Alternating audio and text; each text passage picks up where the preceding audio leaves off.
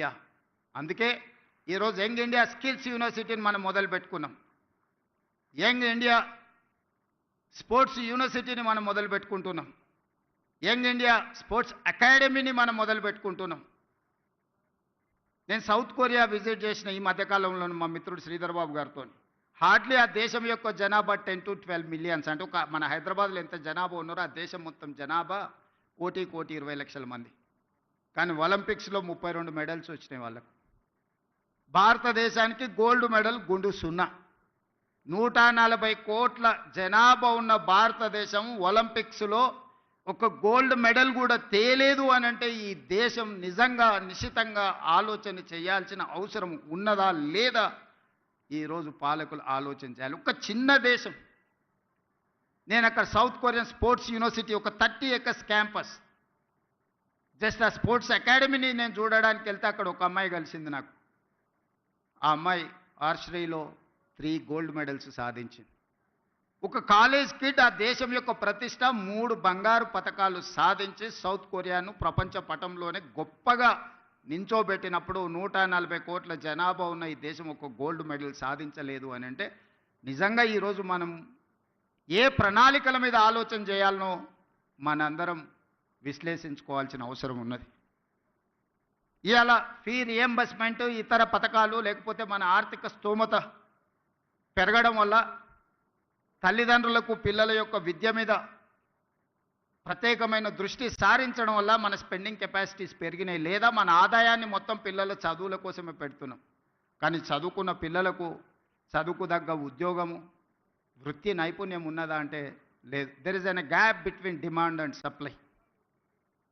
ఈరోజు ప్రతి సంవత్సరం మన దగ్గర ఉన్న 175 ఇంజనీరింగ్ కాలేజీల నుంచి 1,10,000 మంది ఇంజనీరింగ్ గ్రాడ్యుయేట్లను తెలంగాణ రాష్ట్రం ఉత్పత్తి చేస్తుంది.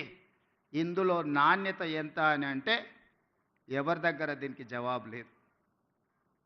Just like that engineering graduate పట్టా తీసుకొని వస్తే వాళ్ళ తల్లిదండ్రులు పాపం గ్రామీణ ప్రాంతాలలో మా పిల్లవాడు ఇంజనీరింగ్ చదువుకున్నాడు, ముఖ్యంగా నా నియోజకవర్గం నుంచి పేదవాళ్ళు వస్తుంటారు, సార్ నువ్వు ముఖ్యమంత్రి గారివి ఎలాంటి పెద్ద కంపెనీలకు చెప్తే మా పిల్లోడికి ఉద్యోగం వస్తుంది. ఆ కంపెనీ వాళ్ళతో మాట్లాడితే వాళ్ళు అతన్ని ఇంటర్వ్యూ చేస్తే ఆయన అప్లికేషన్ ఫామ్ కూడా నింపుకోలేకపోతున్నాడు, సార్ ఏ రకంగా ఉద్యోగం ఇవ్వాలి, మేము ఈ బరువును మోయలేము, మేము ఒక మనిషిని తీసుకుంటే డబ్బులు కాదు ఆఫీస్లో ఒక కుర్చీ ఫ్యాను ఏసీ అతనికి కావాల్సినవి అన్నీ ఇస్తే ఇట్లా ఒక 10 మంది మా సంస్థలో చేరినంటే మా సంస్థ ఉద్యోగాలు ఇచ్చుడు కాదు మేము ఉద్యోగాలు ఎత్తుకుంటూ పోవాల్సి వస్తుంది సార్ అని చెప్తున్నారు వాళ్ళు.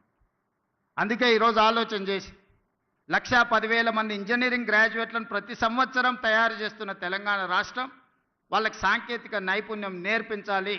ప్రపంచ దేశాలలో ముఖ్యంగా మిడిల్ ఈస్ట్ కంట్రీస్లో డెవలప్డ్ కంట్రీస్లో కూడా చాలా ఆపర్చునిటీస్ ఉన్నాయి.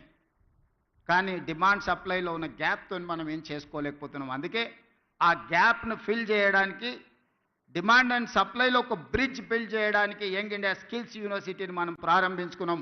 Young India skills university public private partnership ఈ దేశంలోనే ఒక బెస్ట్ యూనివర్సిటీని తయారు చేయాలని మన నిర్ణయం తీసుకొని ఆ యూనివర్సిటీకి మహేంద్ర అండ్ మహేంద్ర కంపెనీస్ మీకు అందరికి తెలుసు. ఈరోజు రోడ్ల మీద ప్రతి 4 వెహికల్స్లలో ఒక వెహికల్ మహేంద్ర వెహికల్ ఉంటుంది. ఆ గ్రూప్ ఆఫ్ కంపెనీస్ చైర్మన్ మన Young India skills university chairperson. ఒక ప్రైవేట్ కార్పొరేట్ కంపెనీ దిగ్గజాన్ని రాష్ట్ర ప్రభుత్వం ఒప్పించి మన తెలంగాణ రాష్ట్ర ప్రభుత్వం ప్రారంభించుకున్న యంగ్ ఇండియా స్కిల్స్ యూనివర్సిటీకి ఈరోజు చైర్పర్సన్గా ఉన్నాడు. ఈరోజు మహేంద్ర యూనివర్సిటీ ఉన్నది ఇక్కడ. సక్సెస్ఫుల్గా వాళ్ళ ఒక అకాడమీని నడపగలుగుతున్నారు. ఆ వ్యక్తినే తెలంగాణ రాష్ట్ర ప్రభుత్వం ఒప్పించి మన యంగ్ ఇండియా స్కిల్స్ యూనివర్సిటీకి ఈరోజు చైర్పర్సన్గా ఉండి 60 ఎకరాలలో ఫ్యూచర్ సిటీలో యూనివర్సిటీని నిర్మించడమే కాకుండా ఒక 500 నుంచి 600 కోట్ల కార్పస్ ఫండ్ ఆ బోర్డుకి ఇవ్వదలుచుకున్నాం. It is autonomous. వాళ్ళు ఏ రూపాయి కూడా రాష్ట్ర ప్రభుత్వం దగ్గరికి రావాల్సిన పని లేదు. ఆ బోర్డులో ఉన్న డైరెక్టర్లు ఈరోజు ఈ రాష్ట్రంలో ఈ దేశంలో ఇంక్లూడింగ్ వేదిక మీద ఉన్న పార్లమెంట్ సభ్యులు అపోలో హాస్పిటల్స్ గ్రూప్ విశ్వేశ్వరరెడ్డి గారి ఫ్యామిలీ కూడా one of the board director in that young India skills university. ఎక్కడ రాజకీయపరమైన ఆలోచన చేయలే.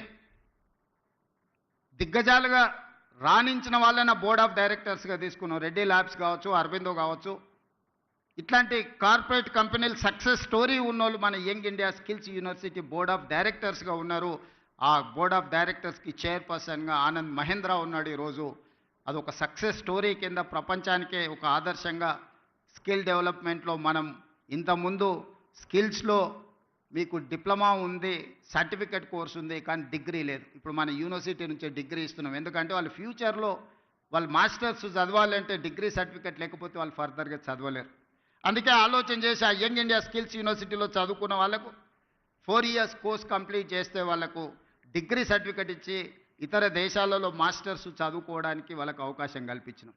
థియరీనే కాకుండా 50% ఆఫ్ ద అకాడమిక్ టైంలో ప్రాక్టికల్స్ ఆయా కార్పొరేట్ కంపెనీలే డైరెక్ట్గా తీసుకొని వాళ్ళ కంపెనీలలో వాళ్ళకి ట్రైనింగ్ ఇచ్చి డైరెక్ట్ రిక్రూట్మెంట్. ఈరోజు స్కిల్స్ యూనివర్సిటీలో శిక్షణ పొందే వాళ్ళను డైరెక్ట్గా ముందుగానే కార్పొరేట్ కంపెనీలు వాళ్ళ దాంట్లో అబ్జర్వ్ చేసుకుంటున్నారు. సో ఈ మధ్య ఫస్ట్ బ్యాచ్ తీసుకున్నారు, అందరికి ఉద్యోగాలు వచ్చినాయి.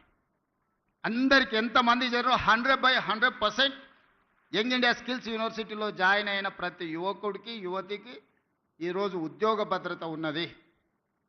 వాళ్ళకి సిలబస్ నుంచి శిక్షణ వరకు ఆ కార్పొరేట్ కంపెనీలే బాధ్యత తీసుకున్నాయి. ఉద్యోగ భద్రతను ఆ కార్పొరేట్ కంపెనీలే కల్పిస్తున్నాయి. అదే కాకుండా ఈరోజు యంగ్ ఇండియా స్పోర్ట్స్ యూనివర్సిటీని కూడా మనం as a policy we have taken a decision.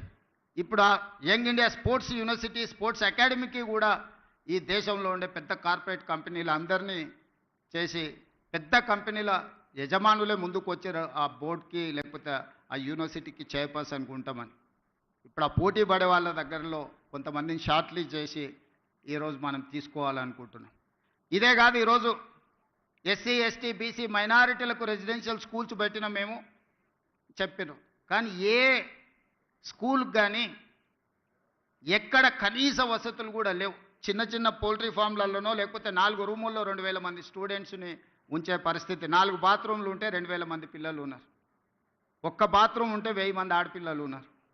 ఇట్లాంటి పరిస్థితుల్లో మన దగ్గర ప్రారంభించిన SC ST BC minority residential schools ఏవైతే ఉన్నాయో వాటన్నిటిని కూడా నిశితంగా గమనించి young India integrated residential schools అని ఒక 25 acres క్యాంపస్ విత్ 200 crores డెవలప్మెంట్తోని మొన్ననే 58 స్కూళ్ళకు పర్మిషన్ ఇచ్చిన ప్రతి నియోజకవర్గంలో ఒక young India integrated residential schools where they can study more than 2500 students in one campus. SC ST BC minority and other స్టూడెంట్స్ని ఒక కార్పొరేట్ స్కూళ్ళతో కార్పొరేట్ కాలేజీలతో ఒక యూనివర్సిటీతో పోటీ పడే విధంగా 25 ఎకరాలల్లో ఇన్ఫ్రాస్ట్రక్చర్ కోసం ఈచ్ స్కూల్కి 200 crores మొన్ననే 11,500 crores మన బడ్జెట్లో ఫండ్స్ రిలీజ్ చేసిన. ఎందుకంటే ఈ దేశం భవిష్యత్తు తరగతి గదుల్లో ఉన్నది. తొందరలోనే నిన్న మొన్న బేసిక్ ఎడ్యుకేషన్లోనే గవర్నమెంట్ విధానంలో ఒక చిన్న అస్పష్టత ఉన్నదని నాకు అనిపించింది. నిన్న మొన్న ఎక్స్పర్ట్స్తోని ఎడ్యుకేషన్ కమిషన్తోని జయప్రకాష్ నారాయణ లాంటి వాళ్ళతో చాలామందితో నేను చర్చలు చేసిన. ప్రైవేట్ స్కూల్కి గవర్నమెంట్